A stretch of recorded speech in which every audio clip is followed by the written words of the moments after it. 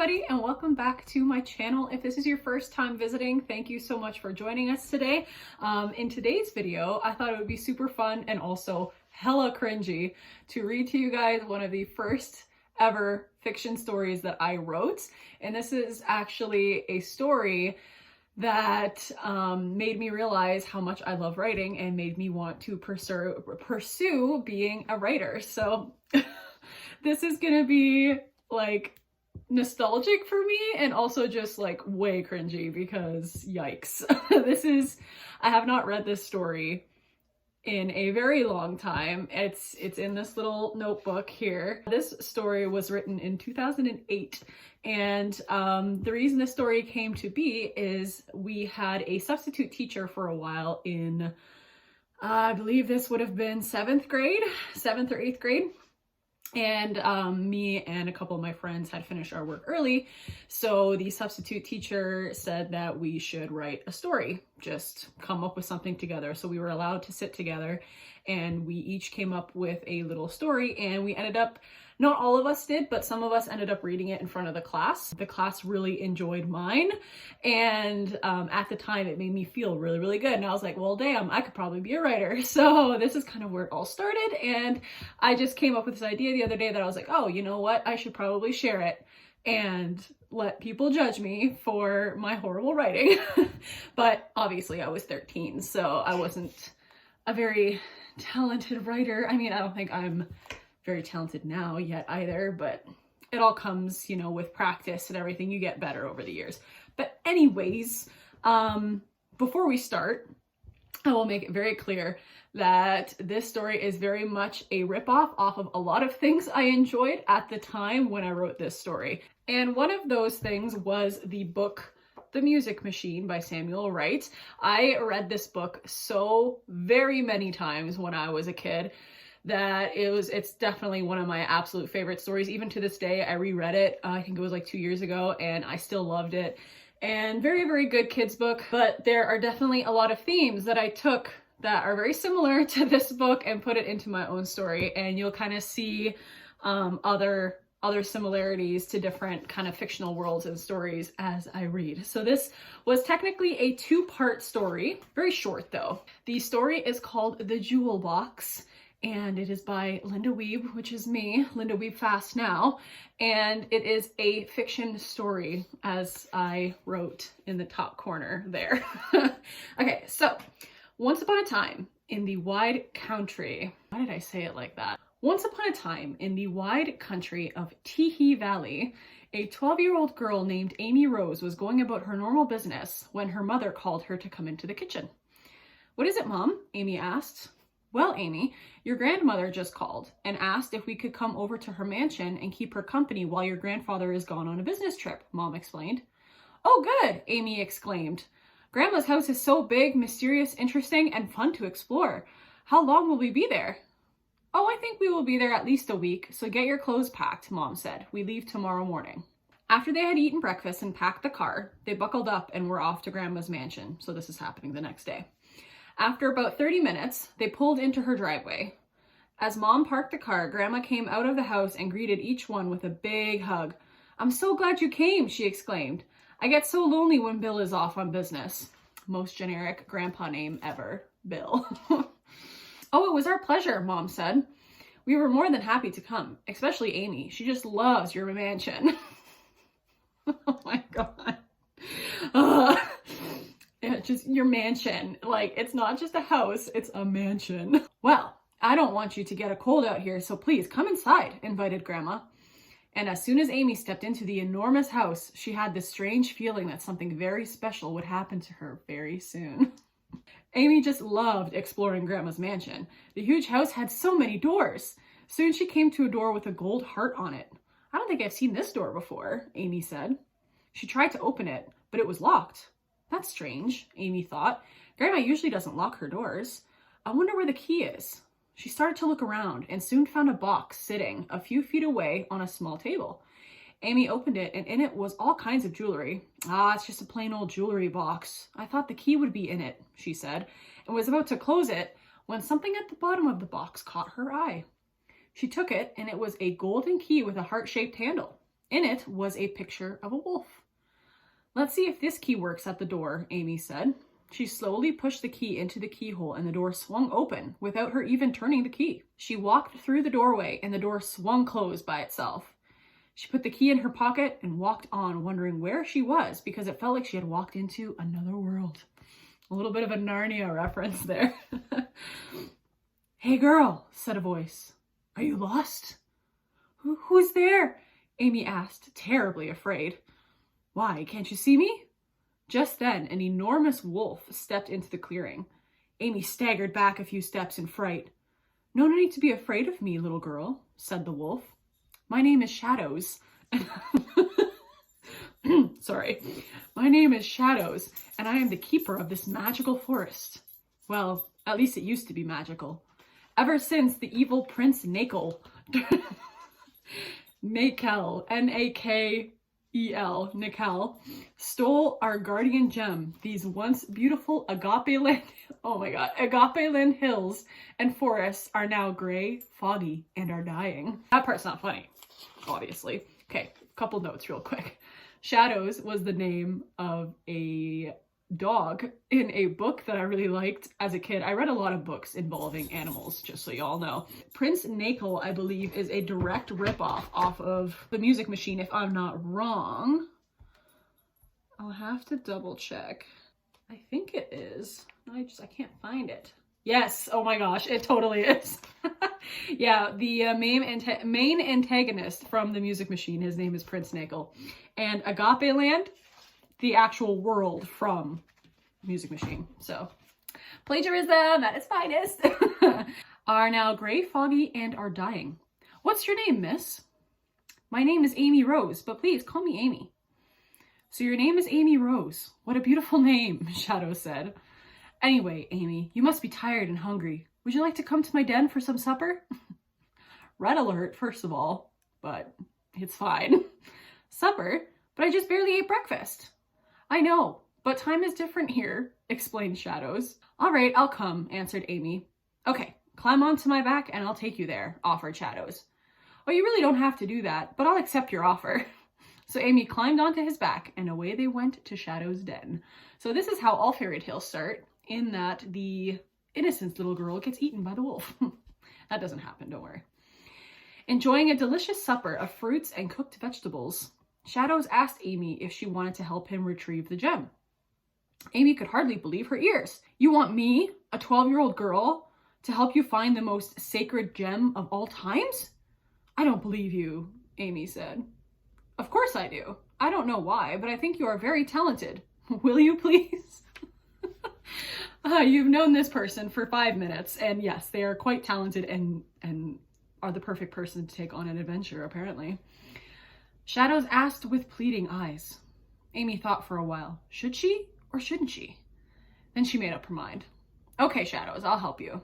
"Oh, thank you, Amy. I hope you won't regret it. After a good night's rest, we leave tomorrow morning." I hope you don't regret it. Like, yeah, I hope you don't die. Basically is the inclination there. Shadows showed Amy where she could sleep for the night. She lay there wondering if her mother and grandmother were worried about her.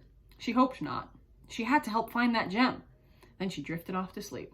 Apparently this 12-year-old girl has quite the feeling of responsibility for something that she has no responsibility to care about.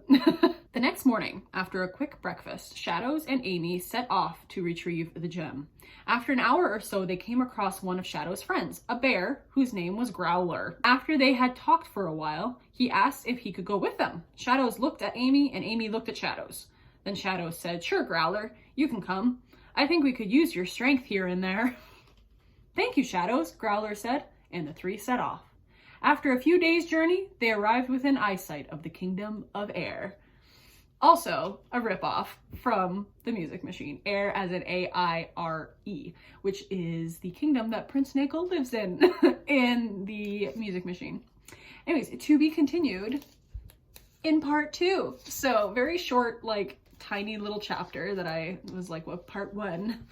It made it seem more, I don't know, cool, I guess. All right, so part 2. "Wow," exclaimed Amy. "Have you ever seen a bigger city?" Well, actually, I have, replied Shadows, as they admired the great city. Well, you know it's evil and stole our guardian gem, so let's not just stand here, but let's retrieve that gem. You're right, Growler. Let's get a move on. But before they could, one of Prince Nakel's guards jumped out from a tree and made a lunge at Amy. But Amy jumped out of the way just in time, and Shadows sank his teeth into the back of one of the guard's legs. The guard howled in pain and tried to get away, but Amy tackled him down and Growler tied him up in the net that the guard had tried to get Amy with, and then tied him up in a tree.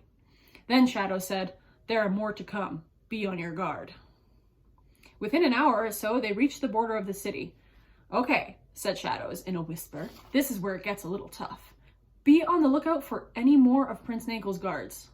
And just then, another one of Shadow's friends, a huge tiger named Shere Khan, stepped out into the clearing. Jungle Book. "Hello, everyone. I thought you might need my assistance in fighting against Prince Nakel's guards. Am I right?" he asked. "Perfect timing, Shere Khan. We couldn't have needed you more. As you might know, we are traveling to retrieve our guardian gem." Like, how would he know this? Plot holes. Lots of them. "This is Amy, and the bear's name is Growler." "A pleasure to meet you," said Shere Khan. "Anyway, we don't want to get caught by any more guards, so we'll use the secret entrance to get into the city," Shadow said as he went to a cement block covered with leaves. He removed the leaves and told Growler to lift the block. Then one by one they climbed through the hole into a dark tunnel. Then Growler put the block back in its place. This also happens in the music machine. Walking through the dark tunnel, Amy asked Shadows, "Do you remember the fight we had with that guard?" "Of course, how could I forget?" "What about it, Amy?" "Well, I noticed that the guard was wearing a red gem around his neck. Do all of the people of Air have one?" "Yes, I think so. They wear them around their necks, around their wrists, or as rings on their fingers," explained Shadows. "Why?" asked Amy next. "It is the sacred gem of the people of Air. They say it gives longer life, and if you break it, you die right then and there," Shadows explained. "Well, here we are." The other three looked around. They couldn't see anything in the darkness. Where exactly are we?" asked Shere Khan. "We're at the end of the tunnel." "Well, why didn't you say so?" mumbled Shere Khan. "Anyway, Growler, do you see that small hole?" "Yes, I do." "Push on it." And as he did, a block moved away, making an entrance to the upper ground. With Shere Khan on top of Growler, Shadows could make his way to the top. Then came Amy, once Shadows said it was all clear. Then Shere Khan came through, and all three heaved and pulled to get Growler out, but they couldn't. "Oh well," Growler said. "I guess I'll just stay here then. Goodbye." So Shadows, Amy, and Shere Khan set off to Prince Nakel's palace. So just, okay, I'll stay here. It's fine. I only did like 2 things for you, but it all worked out in the end. In about 30 minutes, they arrived at Prince Nakel's palace and were just about to go through the gate when all of a sudden 4 guards lunged at them. One grabbed Amy and started to tie her up, but Amy kicked him in the leg as hard as she could, which made him let go. Then she tackled the guard down, breaking the red crystal that hung from his neck. Shere Khan was having trouble with 2 other guards. He made a lunge at one of them, clawing at the red crystal dangling from the guard's wrist. But he missed and got cut from the guard quite deep. Blood was dripping from where the guard had cut him, but he wasn't giving up just yet. He made a lunge at the guard again, and this time his aim was true. The red crystal came off, shattering as it hit the ground, and the guard came tumbling to the ground. 2 more guards to go. Shadows and Amy had already begun their battle with the other 2 guards. They were both going for Shadows. Amy jumped on top of one of them, but the guard threw her off. Amy got up and ran towards the guard. She jumped as high as she could and landed right on top of the guard and made him fall over. Amy took the ring off his finger and threw it to the ground. Then she looked at Shadows and gasped. His beautiful gray and black fur coat now also had red stains on it. He hadn't dodged the guard's knife in time and had gotten cut a few times. Amy ran towards the guard and jumped on top of him, trying to knock him over. But the guard threw her off and reached for his knife to kill Shadows. Amy closed her eyes. She couldn't bear to see Shadows die. After a few minutes, she dared herself to open her eyes, and there Shadows was, standing in front of her. Amy couldn't believe her eyes. "Shadows!" she cried. "But how?" "Shere Khan rescued me," Shadows answered before Amy could finish. "Just in time, too. Thanks, Shere Khan," he said as he put a huge paw on Shere Khan's shoulder. "No problem, buddy." "Oh, and Amy, thanks for doing what you did." My pleasure, Shadows. You didn't do much, but thank you for doing what you did. Anyway, let's go retrieve that gem, shall we? Yes, let's, Amy and Shere Khan said in unison. And literally, there's little asterisks here. And then it's finally, they were back in the forest with the gem. That's it. There was only 4 guards, apparently, and there was no one else in the castle. They went in, grabbed it, and went back to the forest. After they were back in Shadow's den with Shere Khan and Growler gone, Amy bandaged up Shadow's wounds the best she could, and together they ate a wonderful supper. Okay, first of all, it took a couple of days to get to Prince Nakel's palace, and now all of a sudden they waited this long to bandage Shadow's wounds. Plot holes. Plot holes. Amy bandaged up Shadow's wounds the best she could, and together they ate a wonderful supper. Suddenly, Amy remembered her mother and grandmother. Shadows, I'm sorry to say this, but I must go home now. I don't want my mother and grandmother to worry about me any longer. Of course, Amy, but you must promise not to tell anyone about Agape Land. I promise, Shadows. Good. Tomorrow morning I will take you to the door, Shadows said. Tomorrow morning came, and after breakfast, Shadows took Amy to the door. But before she unlocked it, she gave Shadows a big hug. Oh, Shadows, she said, you don't know how much I'm going to miss you. A tear rolling down her cheek. But I'll try to come back sometime. I'll miss you too. Goodbye, Amy Rose. Amy walked to the door, took the key out of her pocket, and unlocked the door. But before she walked in, she waved and said, goodbye, Shadows. The end.